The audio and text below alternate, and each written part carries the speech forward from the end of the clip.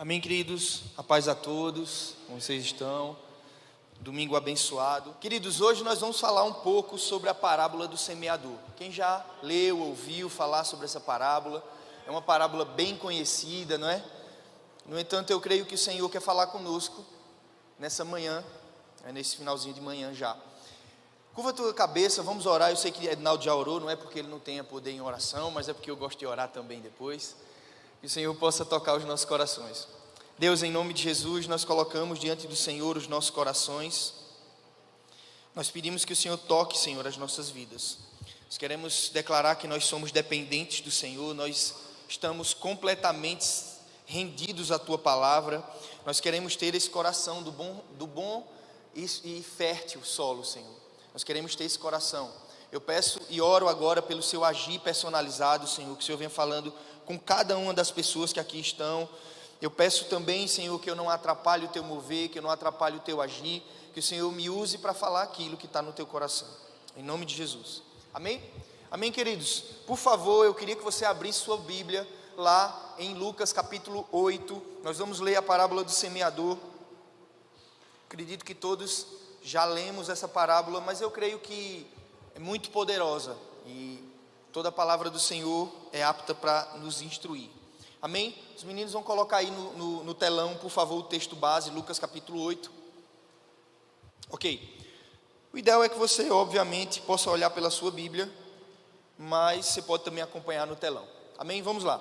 Diz o seguinte: afluindo uma grande multidão e vindo ter com ele gente de todas as cidades, disse Jesus por parábola: eis que o semeador saiu a semear, e ao semear uma parte caiu à beira do caminho, foi pisada e as aves do céu a comeram. Outra caiu sobre a pedra e, tendo crescido, secou por falta de umidade. Outra caiu em meio a espinhos e estes, ao crescerem com ela, sufocaram. Outra, afinal, caiu em boa terra, cresceu e produziu a 100 por 1. Dizendo isto, clamou: quem tem ouvidos para ouvir, ouça.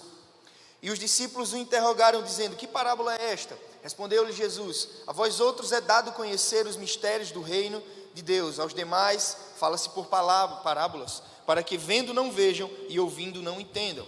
Este é o sentido da parábola: a semente e a palavra de Deus.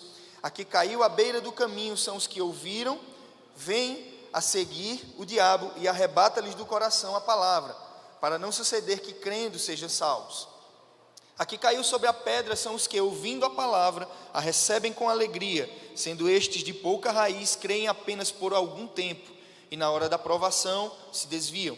A que caiu entre espinhos são os que ouviram, e no decorrer dos dias foram sufocados com os cuidados, com as riquezas e os deleites da vida, e os seus frutos não chegaram a amadurecer. A que caiu na boa terra são os que, tendo ouvido de bom e reto coração, retêm a palavra, estes frutificam com perseverança. Amém? Amém, queridos? Deus já, na verdade, já está falando comigo há bastante tempo sobre essa parábola. Eu estou lendo um livro de John MacArthur, que é As Parábolas de Jesus, e a primeira palavra que ele introduz no livro é essa parábola do semeador. E eu comecei a verificar algumas coisas no meu coração que eu precisava melhorar, alguns espinhos, e obviamente eu vou me deter no terceiro solo de uma maneira mais incisiva, porque creio eu que nosso coração talvez tenha uma dificuldade maior com esse solo. É óbvio que os outros solos, eles são tão importantes quanto, e talvez você vai a cada momento aqui se encaixar em um desses solos. Teve um momento na minha vida que eu não sabia se eu era o solo cheio de rocha, se eu era aquele à beira do caminho, ou se eu era aquele com ervas daninhas. E eu ficava naquela média de todos os solos ali. Mas eu acredito que Deus quer falar conosco em todos eles. Amém? Então, só para dar uma introdução sobre esse texto, o que acontece é que lá em Mateus 13 também é falado essa parábola. E a gente percebe que, lendo todo o texto de Mateus, o livro de Mateus, a gente percebe que até o capítulo 12, Jesus não falava por parábolas. Ok? Então, existe uma mudança drástica no perfil de pregação de Jesus. Você percebe que lá no capítulo 5 de Mateus, Jesus fala sobre as bem-aventuranças. Ele está lá no monte, está pregando, e aquilo é um sermão direto. Ele praticamente não utiliza parábolas. No entanto, no capítulo 12 de Mateus, a coisa começa a mudar um pouco. E tem algum sentido, porque, obviamente, a parábola do semeador é a primeira parábola que Jesus introduz. Em Mateus capítulo 12, versículo 2, Jesus começa a pregar em uma determinada região, e primeira coisa que acontece é que os discípulos dele estão percorrendo aquela região, ficam com fome, é dia de sábado, e eles desejam comer umas espigas. Os fariseus olham aquilo e dizem: olha, os seus discípulos não podem comer. Jesus prega para eles o que Davi fez no Antigo Testamento. Logo depois ele vai, ainda em Mateus capítulo 2, ele vai e cura um homem de uma mão atrofiada. E aí os fariseus de novo dizem assim para ele: ó, você está curando essa pessoa no dia de sábado e você não poderia fazer isso. Eu fico pensando, que loucura, o cara estava sendo curado e eles estavam mais preocupados se o sábado estava sendo cumprido ou não. Mais um pouquinho à frente, Jesus liberta um endemoniado. E de novo, os fariseus não gostam dessa situação. E por fim, culmina com a blasfêmia contra o Espírito Santo. Quando Jesus cura aquele endemoniado que estava surdo e mudo, os fariseus dizem a ele: ó, você está expulsando demônios não é pelo Espírito de Deus, mas sim por Beelzebu. E aí Jesus trava aquele julgamento direto para os fariseus e diz assim: olha, todo pecado vai ser perdoado, mas o pecado de blasfêmia contra o Espírito Santo não vai ser perdoado. E aí a gente percebe que a partir do capítulo 13 há uma mudança de pregação. Jesus sai dessa tendência de pregar a palavra diretamente e ele vai para as parábolas.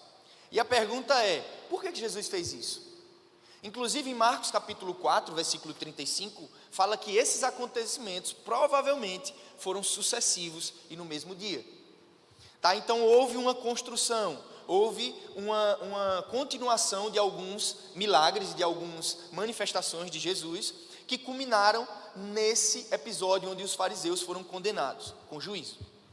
Ok? Mas a pergunta é: por que Jesus passou aí a falar por parábolas? Primeira coisa, os objetivos de Jesus eram dois. O primeiro deles era juízo. Se os fariseus estavam ali desprezando a palavra do Senhor e não queriam ouvir, a palavra é muito clara que eles estavam ouvindo, mas de mau grado. Lá em Isaías capítulo 45, a Bíblia fala que, olha, esse povo me fala com a boca, me escuta de ouvido, mas o coração dele está distante de mim. Então a verdade é que os fariseus ouviam a palavra de mau grado. Então, primeiro fundamento de Jesus estar falando por parábolas era para julgar aquele povo. Mas o segundo era misericórdia. Por quê? Misericórdia para com um povo que muitas vezes não tinha a percepção intelectual que os fariseus tinham, mas também misericórdia para os fariseus. Por quê? Porque a Bíblia fala que se nós temos uma consciência maior da palavra, a gente vai ter uma responsabilidade maior. Então Jesus estava querendo esconder um mistério para não prejudicar ainda mais aqueles que já estavam endurecidos. Então a parábola mostra juízo, mas mostra também um coração misericordioso de Deus. Jesus estava dizendo assim, ó, mesmo que vocês tenham esse coração, eu ainda não quero encerrar vocês numa condição que seja impossível que vocês ouçam minha palavra e se convertam. Olha o coração de Jesus. Então, Jesus ele pregava por meio de parábolas porque era uma maneira simples das pessoas ouvirem. Então é interessante também que a gente faça uma distinção entre parábola e alegoria. Eu não sei vocês, mas antigamente quando eu ia ler a palavra e eu lia as parábolas, eu achava assim que todo e qualquer detalhe da parábola eu deveria interpretar com um significado espiritual. E não, pessoal. As parábolas, no seu conceito básico, são criações. Na verdade, Jesus ele pegava um detalhe daquelas pessoas que estavam vivendo lá e ele pegava e aplicava uma verdade espiritual. A parábola do semeador é isso. As pessoas daquela região sabiam do que Jesus estava falando. Quando Jesus falava sobre um semeador que saiu a semear, eles sabiam, a cultura judaica era sobretudo fundamentada na agricultura. Então eles sabiam muito bem o que era que está sendo falado. Quando Jesus também fala sobre joio e trigo, ele também sabia que o povo sabia daquilo que estava sendo falado. Então, a parábola, ela é uma história contada do que se pega naquela região. Então Jesus sabia que eles tinham similitude com aquilo que estava sendo falado e falava aquilo. Já a alegoria não. A alegoria é uma história contada pelo autor, criada por ele, com detalhes específicos, onde ele tem controle total. Então é diferente.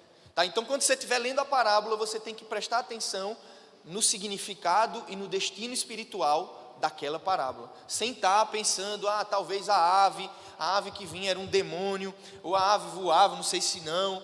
Enfim, você não tem que estar pensando nessas questões minúsculas, mas sim sobre o fundamento que a gente vai contar agora. Primeira coisa, quando nós falamos em parábola, no original é construído de duas parábolas, uma para, que significa colocar ao lado, e bola, que significa lançar. Então era como se você pegasse algo e colocasse ao lado de outra coisa, para você comparar as duas situações. Então Jesus estava lançando um fundamento espiritual para aquele povo, comparando o que eles viviam no mundo natural. Amém? Então nós temos que entender que existem alguns pontos que nessa parábola são fundamentais. A primeira coisa é que o semeador. Às vezes nós temos a percepção de que o semeador seria Jesus, certo? Não é Jesus. Por que não é Jesus? É porque muitas vezes a gente confunde com a parábola do joio e do trigo, que está lá também em Mateus capítulo 13. Só que nessa parábola, o semeador realmente é Jesus. Mas o semeador nessa parábola é qualquer um de nós que estamos lançando a semente. Então, o semeador sou eu e você, que trazemos a palavra para alguém, ou com a vida, que eu acredito muito mais nesse perfil, do que somente com os lábios. Tá? Então o semeador, inevitavelmente, é uma pessoa com falhas e com defeitos. Agora, quem é a semente? Jesus explicou, é a palavra. Então a palavra do Senhor é a semente, e aí a gente já livra aí um monte de comentário, que se diz assim, a palavra deveria ter sido pregada de outra forma. Não. A palavra é a palavra, e você não precisa acrescentar nada nela para que ela cresça, para que ela germine. Não, você não precisa fazer ou trazer um evangelho transgênico, que a gente vê muito aí, né? As pessoas estão querendo enxertar coisas dentro da palavra, da semente, para poder modificá-la, para ela ficar um pouquinho mais saudável, talvez um pouquinho mais degustável. Você não precisa fazer isso, tá certo? A palavra é a palavra, e é a palavra de Deus, e ponto final. Amém? E a segunda coisa, que aí para mim é determinante, como o próprio Jesus mostrou, é o solo. O solo é determinante, e aí vai depender do coração de cada um. O solo a gente tipifica necessariamente como o coração. E aí eu queria que a partir de agora você passasse a visualizar cada um desses tipos de solo que a gente vai falar, como o seu e o meu coração. Porque eu não teria coragem de trazer uma palavra aqui que Deus não tivesse me corrigindo. Porque eu não vou pregar uma coisa que eu não estou vivendo. Então, o Senhor primeiro, aquele que traz uma palavra primeiro, tem que trazer a palavra para si mesmo. Então, isso aqui Deus começou a falar comigo, e eu queria compartilhar algumas coisas, inclusive da minha vida. Eu gosto sempre de colocar algumas coisas que aconteceram comigo, dos meus erros, das minhas falhas, para que vocês percebam que todos nós estamos encerrados em uma só coisa. Todo mundo é ser humano, comedor de feijão e arroz. Então, não existe ninguém melhor do que o outro. Amém? Então vamos lá, eu queria que a gente se atentasse agora em alguns versículos, Lucas 4, versículo 5, e Lucas 4, versículo de 11 a 12, leiam aí comigo, por favor.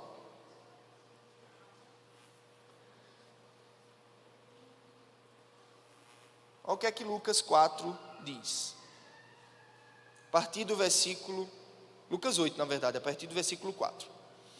Afluindo uma grande multidão e vindo ter com ele gente de todas as cidades, disse Jesus por parábola: eis que um semeador saiu a semear, e ao semear uma parte caiu à beira do caminho, foi pisada e as aves comeram. Vê o versículo 11 agora. Este é o sentido da parábola. A semente é a palavra de Deus. A que caiu à beira do caminho são os que ouviram, vem a seguir o diabo, arrebata-lhes do coração a palavra, para não suceder que crendo sejam salvos. Então percebam que o objetivo de Deus ao lançar a palavra é que as pessoas sejam salvas, certo? Então, é interessante que existem algumas situações que ocorrem tanto no coração como de um agente externo que não permitem que a palavra ou a semente se aprofunde. Então, existia uma técnica anterior que era utilizada nessa época que Jesus estava trazendo essa palavra, que era lançar as sementes como um arco, tá? Um semeador que era experiente, ele cuidava para que aquelas sementes elas não caíssem em um solo que não tinha sido arado. Era necessário que o solo tivesse sido arado. Mas quando ele jogava, inevitavelmente alguma parte daquela semente caía em um local onde não era tão propício a palavra germinar. Então, para a compreensão desse princípio, algumas expressões são chaves. Primeiro, foi pisada. Segundo, as aves do céu comeram. Terceiro, vem o diabo e as arrebata a palavra do coração, para que crendo não sejam salvos. Então, a primeira coisa que a gente vê aqui é que o solo que está à beira do caminho era um solo que não estava preparado para a palavra.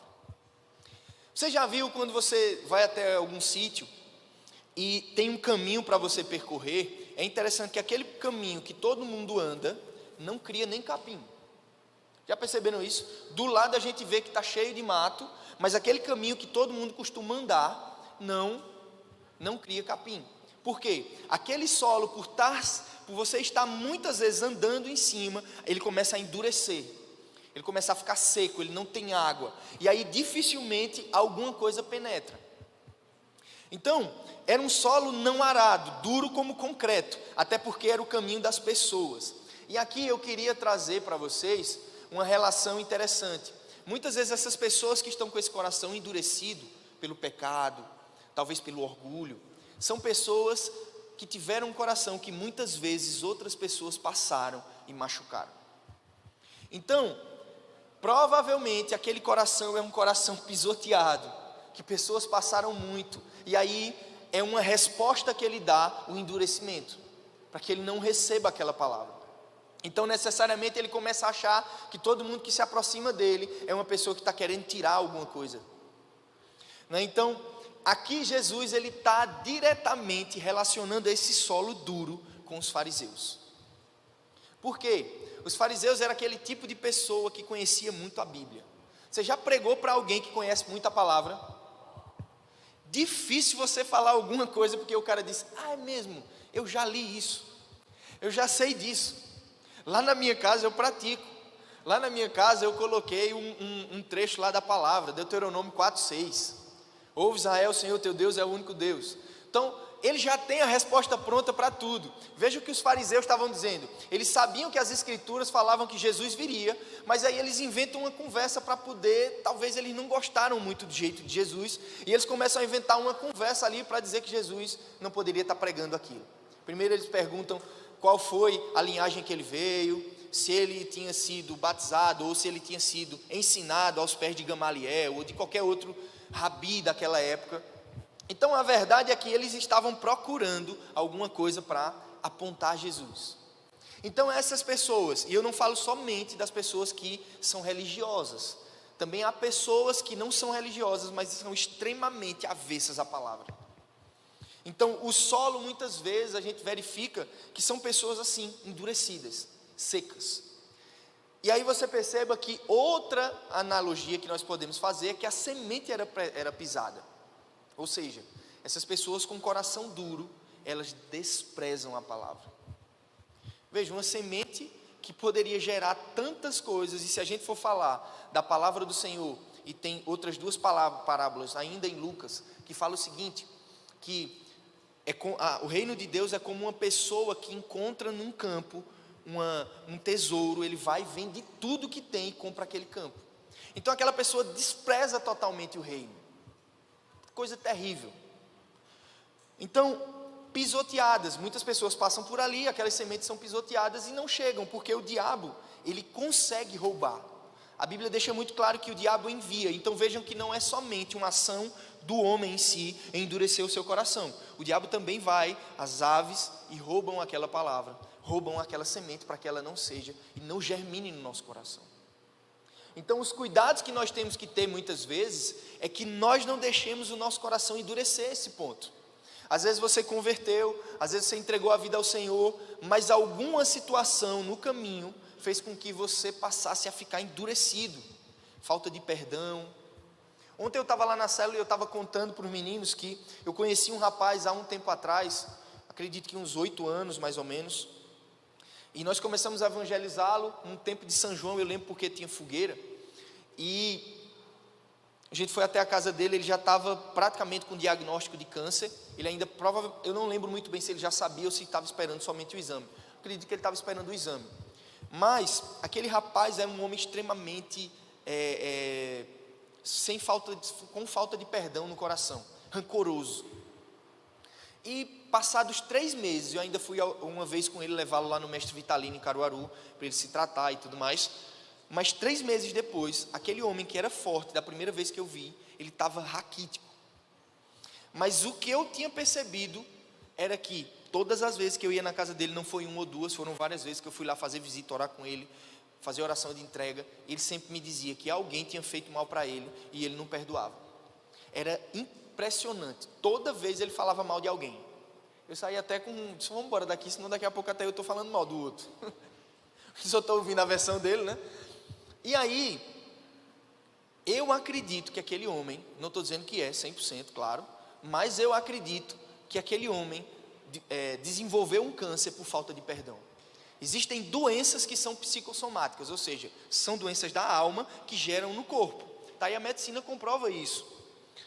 No entanto, aquela pessoa deixou o coração tão endurecido a ponto da palavra de Deus entrar. Eu sinceramente não sei se ele realmente entregou a vida a Jesus e foi para o céu. Para mim é uma tristeza enorme, porque a gente passou um tempo falando de Deus para ele, mas o coração dele estava duro. E a religião também causa isso. Você perceba que quando Jesus ia falar com os fariseus, ele não aliviava. Eu ficava pensando, Senhor, mas o Senhor não foi muito duro não? Era só pancada, né? E os discípulos ainda disseram, Senhor, o Senhor está sendo muito duro com ele. Ele disse, deixa, são guias de cegos.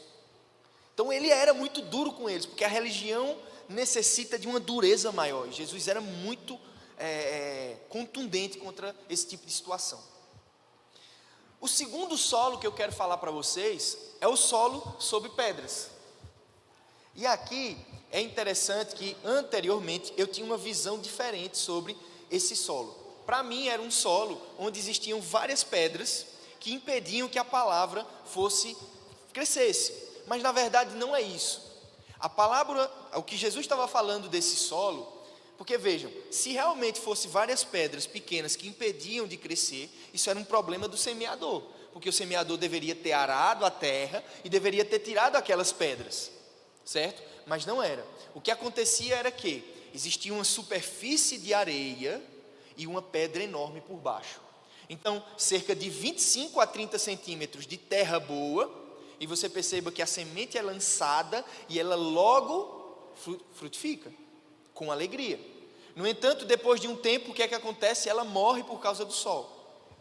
Então a verdade é que existia uma pedra muito grande por baixo, que o semeador não tinha condição de identificar no momento, e não era responsabilidade dele, mas quando a semente é lançada, ela começa a crescer, e daqui a pouco ela não consegue passar por aquela pedra. E aí perde umidade, o sol vem e resseca, e ela não consegue crescer. Você já viu aqui, acho que 2 anos atrás, mais ou menos, a gente tinha passado por uma seca muito grande, e no sertão sobretudo, né? Eu trabalhava numa cidade aqui vizinha, e a gente percebeu que começou a chover, mas não era chuva torrencial, não era chuva forte, era só aquela neblinazinha, aquela garoa bem fininha. E a gente percebeu que em determinado momento, aquela área que estava toda seca, ela passou a ficar um pouquinho verde. E a pessoa ficava logo alegre, né? Mas os especialistas estavam chamando aquele tipo de seca verde. Não tinha chuva torrencial, mas tinha uma camada de verde sobre. Mas ficava 2, 3 ou até 10 dias sem chuva, aquilo logo secava. É a mesma situação aqui. O tempo vai passar e aquela pessoa, por não ter raízes, ela não consegue suportar o dia da provação. Porque percebam que a gente passa agora a um momento onde Jesus vai estar relacionando o solo também com um atributo fundamental, o tempo. Certo? O primeiro solo não era questão de tempo, era tempo também porque o povo estava sendo pisado durante muito tempo o coração. Mas o crescimento desses 2 próximos solos está relacionado ao tempo. Então, o coração com solo cheio de pedras, em cima de pedra, ele crescia em pouco tempo, mas o sol vinha e daqui a pouco ele não conseguia. Se você ler comigo, por favor, acompanhe aí, em Lucas capítulo 8 ainda, só que no versículo 6, diz o seguinte: outra caiu sobre a pedra, tendo crescido, secou por falta de umidade. E o versículo 12 na verdade. Caiu à beira do caminho, são as que ouviram, vem o diabo e arrebata. Versículo 13. Aqui caiu sobre pedra, são os que, ouvindo a palavra, recebem com alegria. Estes não têm raízes, creem apenas por algum tempo e na hora da provação se desviam. Quantas e quantas pessoas a gente já viu que recebeu o evangelho com muita alegria, era aquele cara extremamente entusiasmado. Eu me lembro logo de Pedro, né? Jesus, deixa eu lavar os pés. Ele disse, não pode, porque você não pode lavar os meus pés. Ele disse, então me dá um banho logo. Aí Jesus disse, poxa, você quer 8 ou 80? Sabe esse tipo de pessoa que era assim? Né? Me desculpem os sanguíneos, mas é basicamente parecido com os sanguíneos. No entanto, esse tipo de pessoa é aquele que recebe com alegria, mas quando vem algo, quando vem uma decepção, talvez alguma coisa que ele queria e não aconteceu, ele diz, poxa, isso aqui não é para mim. Eu sou amigo até do evangelho, sabe? Eu gosto desse, se for lá para a igreja e tiver um retetezinho, se tiver um toque do Espírito Santo, eu gosto, é jóia, é legal, mas se tiver alguma coisa para eu renunciar, eu não estou disposto. Se eu precisar tirar essa pedra daqui da minha vida, eu não estou disposto, porque o preço é muito alto. Então a gente vê muitas pessoas, e a gente também vê isso na nossa vida, porque o teste do tempo é para todos. E a verdade é, quais são as pedras que estão no seu e no meu coração, que impedem o desenvolver e o aprofundamento de você na palavra e na vida com Deus? Então, o que é que tem impedido de você buscar a umidade da palavra, o relacionamento com o Espírito Santo? O que é que tem feito com que você não transpasse aquela pedra? Qual é a pedra que tem impedido, na verdade, você crescer e você poder ser mais profundo? Você percebe que árvores que são muito mais profundas, muito mais longas, elas primeiro são muito difíceis de arrancar e dificilmente elas não dão flores ou não dão frutos, mesmo na seca, que as raízes delas são muito profundas. Então, nessas duas passagens, o que Jesus chama de solo sobre pedras é um solo que possui uma camada rochosa sobre a superfície do campo, coberta por uma camada rasa de solo. Então, é aquela pessoa que é superficial. Então, superficialidade é a característica fundamental de alguém que está nesse solo sobre pedras. O semeador, como eu falei para vocês, tinha arado a terra de cerca de 30 a 25 centímetros, mas ele não sabia o que estava embaixo. E aí a gente vê algumas situações e algumas características nesse segundo solo. A pedra que impedia. Então, quais são os problemas que nós temos em nosso coração que impedem que a palavra penetre? Falta de perdão? Renúncia a algum pecado? Talvez você abrir mão de algum dos seus direitos? Outro problema também era o sol forte. E aqui percebam que o sol também está tipificando provação que virá para todo mundo, tá? Como vem bênção para todo mundo, chuva, também vem algo que talvez não seja bom para todo mundo. Então o sol é necessário para mostrar o que está no nosso coração. Então aquela provação que você fica dizendo assim, Senhor, tira isso de mim, como é que eu sou um filho de Deus e a provação vem? É necessário, tem que vir. Porque senão não tem como diferenciar alguém que frutificou de alguém que não frutificou. Se a gente for pensar que não vai vir, não adianta. É aquele tipo de promessa que você não precisa estar confessando. Sabe, ninguém fica aí, né? Senhor, me dê a minha aprovação diária. Alguém fica fazendo isso? Levanta de manhã e diz, Senhor Jesus, me dê a minha aprovação, minha cota de aprovação diária. Não precisa. Ela vai vir porque você precisa amadurecer. Outra questão aqui também é a ausência de profundidade que eu falei para vocês. Uma pessoa que está com o coração sobre pedras, ela é inevitavelmente superficial. E aí a gente pode ver superficialidade em muitas coisas. Por exemplo, você sabe quando uma pessoa é superficial, quando você chega para conversar com ela, ela só fala besteira. Não tem nada que Jesus está falando com ela, é só talvez dinheiro, é só talvez negócios, é só que eu passei em tal lugar, eu fiz tal coisa, eu viajei para tal lugar. Poxa, não tem nada que Jesus fala. Sabe aquele tipo de pessoa que você chega para conversar, você sai mais cansado do que chegou? Porque a pessoa não tem nada para comunicar. porque é raso. E eu não estou aqui questionando aquelas pessoas que são recém-convertidas. Aquelas pessoas que converteram, é natural que eles sejam daquela forma. Mas e nós que já estamos numa caminhada há maior tempo e a gente ainda é superficial? Então, aqui o tempo é um fator fundamental. Mas eu queria escalonar um pouco do tempo. No solo sobre pedras, o tempo não é tão longo, não é tão grande, porque a semente necessariamente tem que crescer para baixo, e o solo não vai deixar, a pedra não vai deixar. Então, vocês percebem que são pessoas que despontam rapidamente, as pessoas olham para ali, poxa, que rapaz de talento. Só que Deus não se impressiona com talento, Ele se impressiona com caráter. Talento foi Deus que deu, Ele deu para você, você vai ter até o resto da sua vida, e depois você vai prestar conta. Mas caráter, amigo, é uma coisa que, para ser criado dentro de mim e você, que somos maus, leva tempo. Leva tempo. Porque quando eu olho para dentro de mim, eu vejo tanta coisa ruim, eu fico dizendo, meu Deus, o trabalho aí é grande, precisa de uma ferramenta maior para poder bater mais e quebrar esse solo duro, essa pedra que está aqui impedindo que a umidade venha. Então, a gente precisa identificar quais são essas pedras e dizer, Senhor, ou então até se você nem sabe quais são, porque a gente tem aquela ideia, né? A gente cai sempre naquela história de que a gente vê o pecado dos outros, mas não vê o nosso.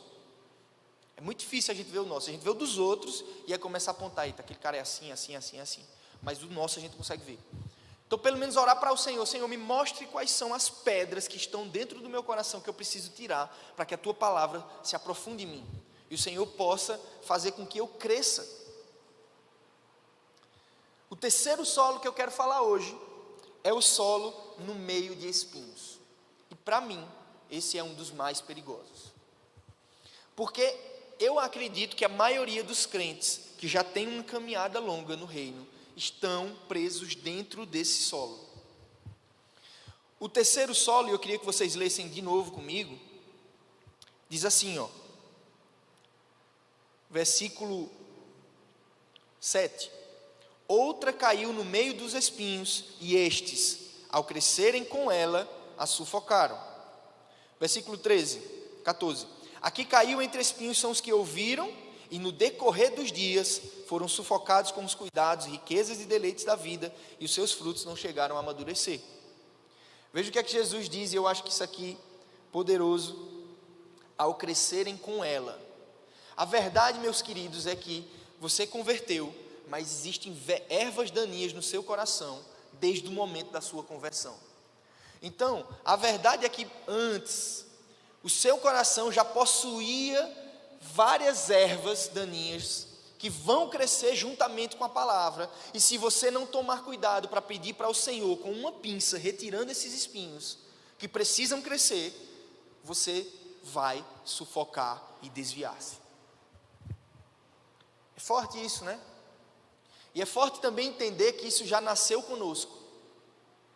A vida nos trouxe situações que nos feriram, que nos magoaram, geraram em nós algumas situações, alguns desejos, alguns sentimentos que Deus precisa retirá-los.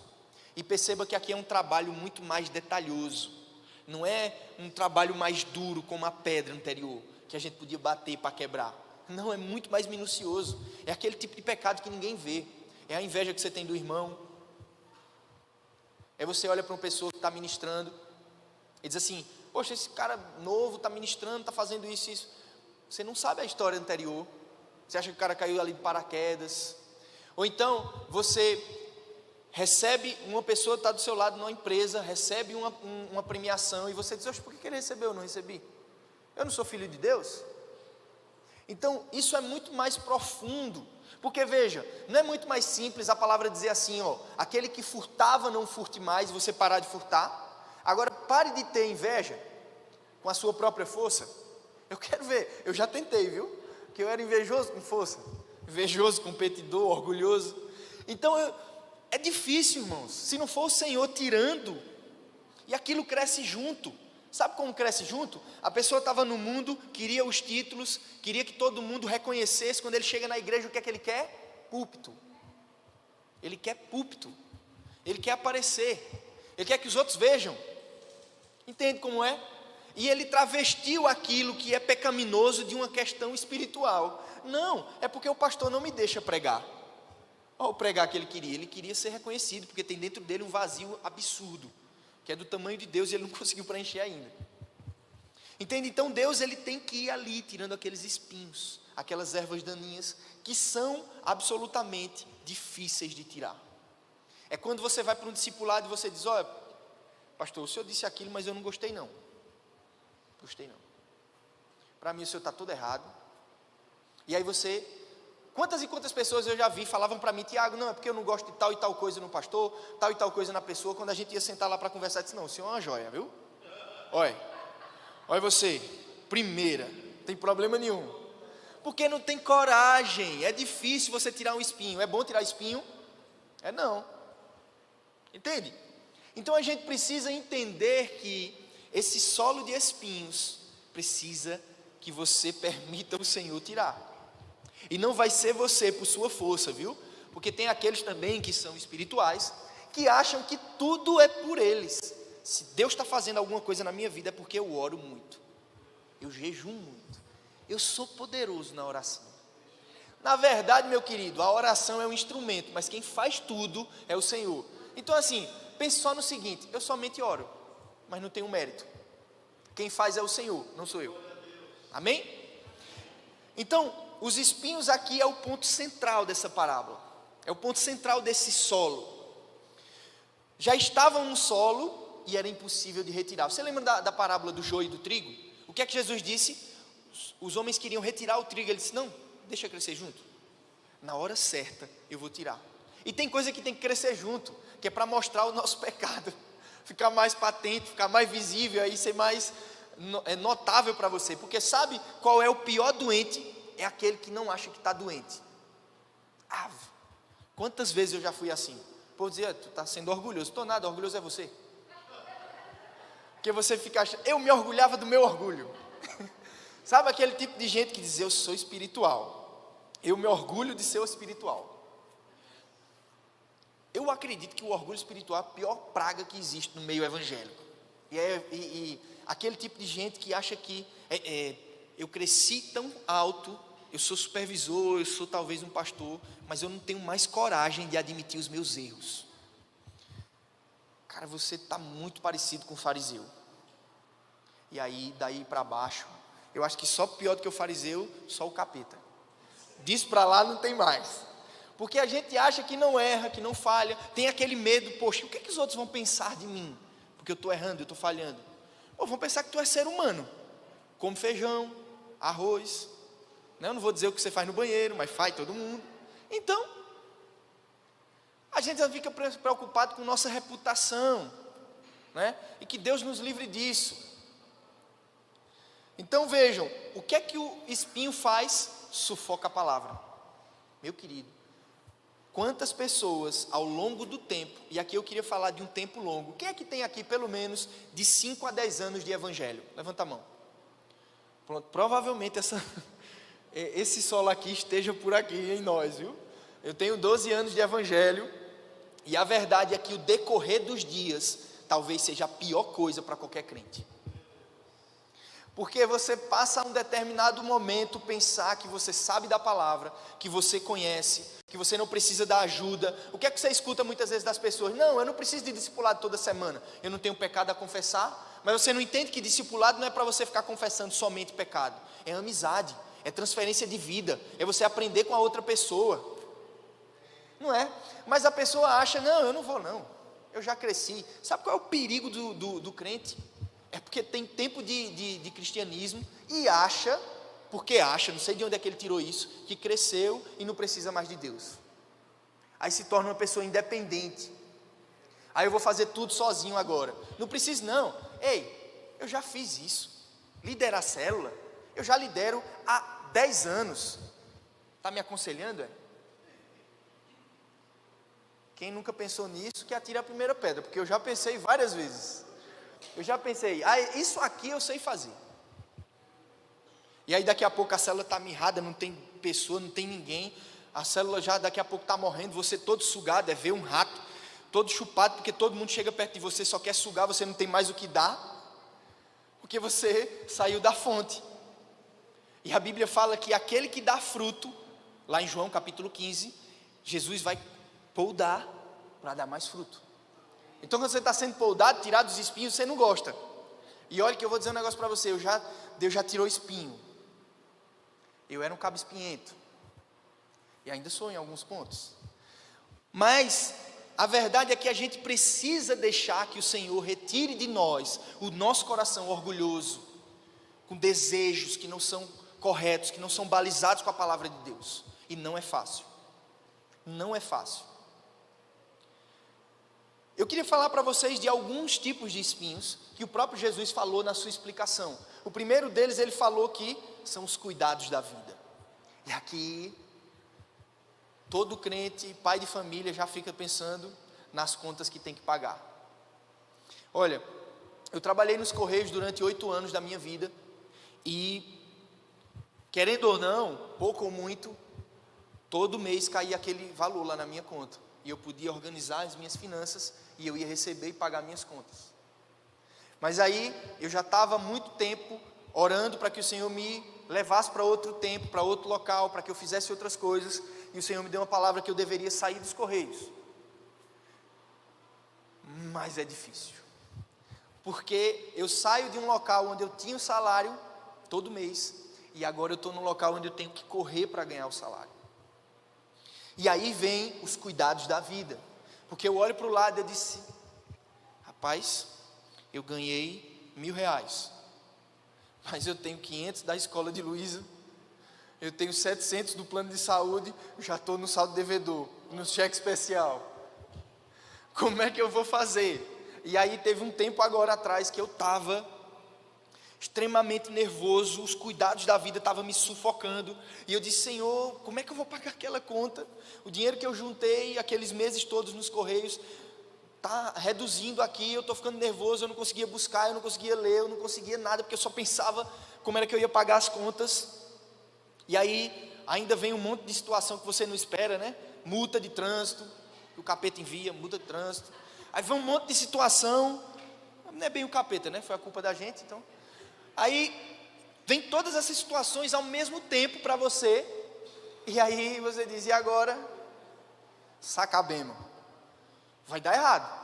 E eu estava desse jeito. E além do mais, eu passei por uma semana que eu tinha feito uma seleção para o mestrado, comecei a fazer uma seleção para o mestrado, pedi um amigo meu para fazer a seleção, a inscrição lá, né, e ele confundiu, era para fazer para mestrado, botou para doutorado, e eu só soube depois. Eu disse, não, eita tratamento da bexiga.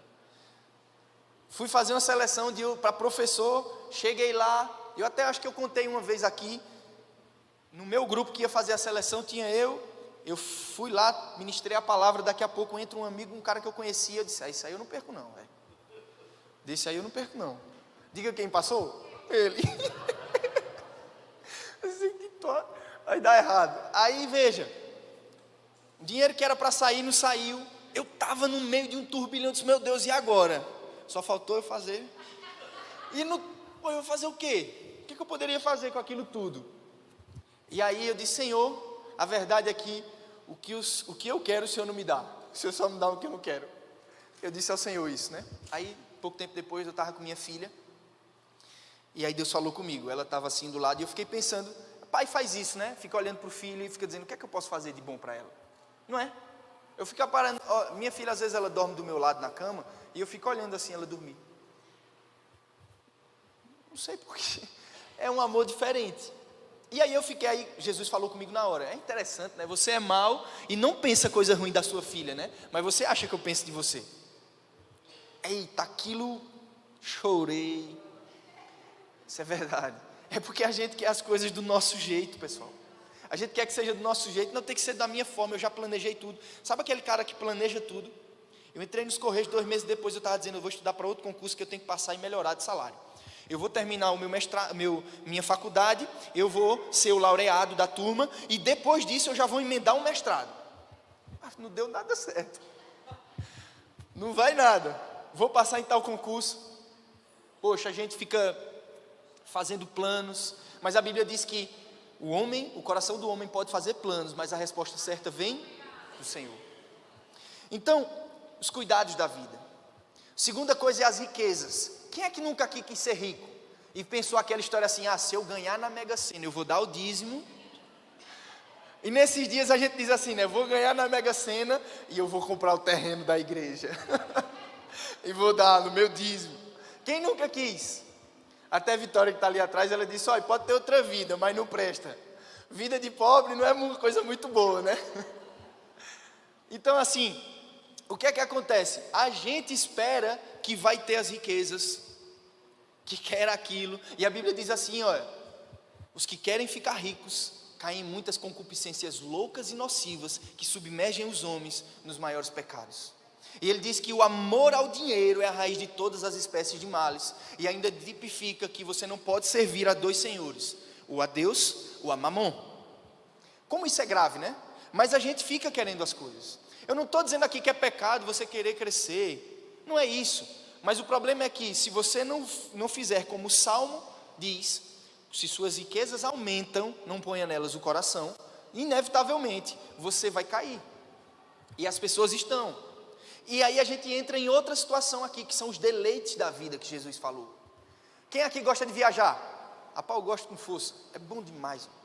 Mas a pessoa passa a se perder nas viagens, a se perder na Netflix, a se perder com a família. Aí diz, não tem problema não, aí deixa de vir para o culto, deixa de discipular, para de amar as coisas do Senhor, porque sabe? E percebam que os deleites da vida aqui, não são necessariamente coisas ruins, são coisas boas, mas que a gente não sabe medir, não sabe dimensionar. E aí a gente começa a permitir que essas coisas nos peguem, e aí a gente acaba sufocando a palavra do Senhor. Amém? Amém não, misericórdia, né? Que Deus tenha misericórdia de nós. Mas vamos falar de coisa boa agora para terminar. O solo fértil. Esse é o terceiro solo que eu e você precisamos pedir ao Senhor que nós tenhamos.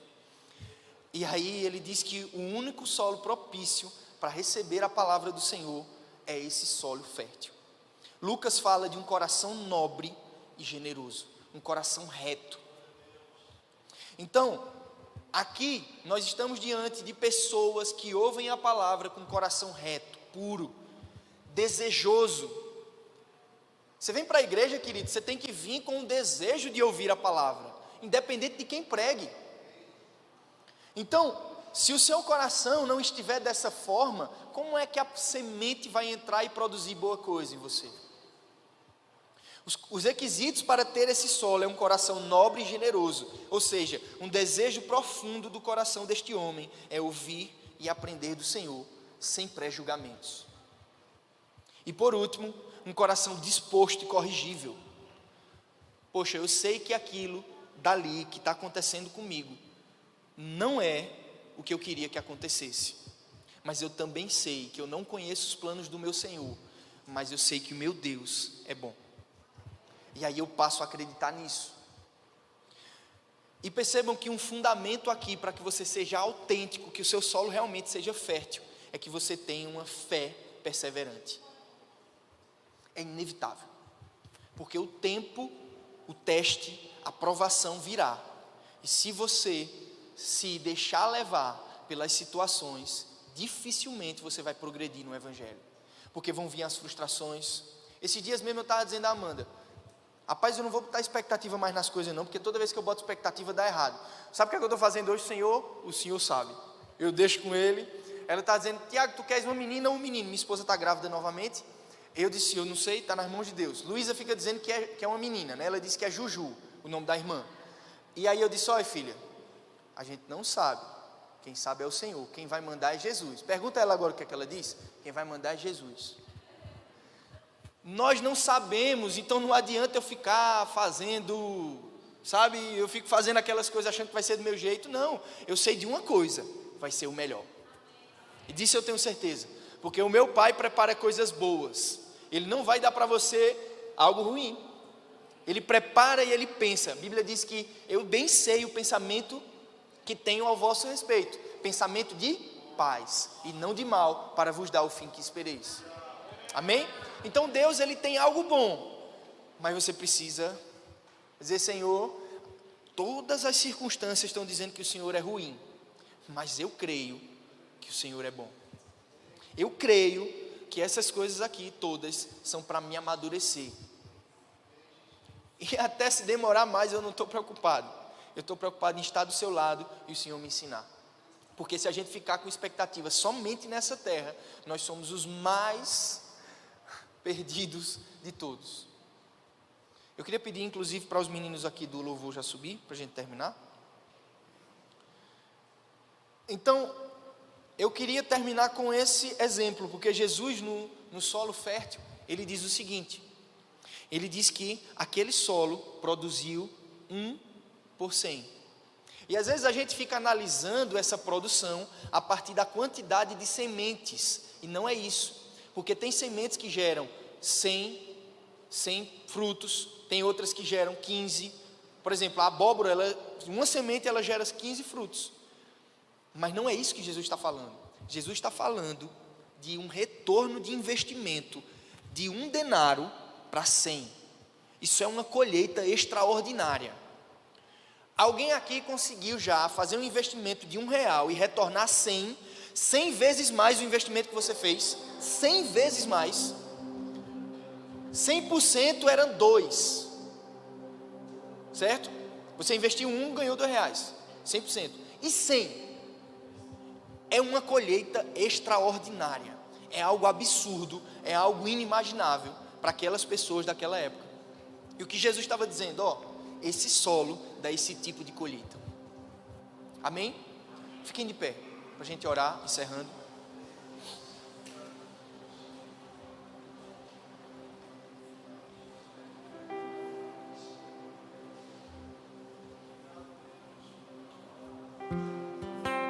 Eu não sei, queridos, qual o solo. Eu queria que você fechasse os olhos, se puder diminuir a luz. Eu não sei qual é o solo que você está batalhando. Eu sinceramente, muitas vezes eu estou nos 3. Eu não sei vocês, mas eu acredito que nós precisamos olhar para dentro do nosso coração nessa hora. Eu queria que você esquecesse das pessoas do seu lado e você se concentrasse, dissesse assim: Senhor, fala comigo, Deus. Eu quero ouvir a tua voz. Eu quero saber quais são os espinhos, as ervas daninhas. Eu quero saber como meu coração está endurecido. Eu quero saber também quais são as pedras enormes que eu preciso tirar para que a tua palavra se aprofunde no meu coração. Pessoal, puder abaixar um pouco a luz, eu agradeço. Quais são essas pedras? Porque eu quero caminhar para o solo. Você pode dizer isso ao Senhor: Deus, eu quero caminhar para um solo fértil que produz de 1 a 100. Enquanto o louvor toca, eu queria que você tirasse um tempo de oração. Eu sei que avançou um pouco a hora, eu peço até perdão, mas eu queria que você tirasse esse tempo de oração e dissesse: Senhor, quais são as áreas da minha vida que tem sufocado a palavra?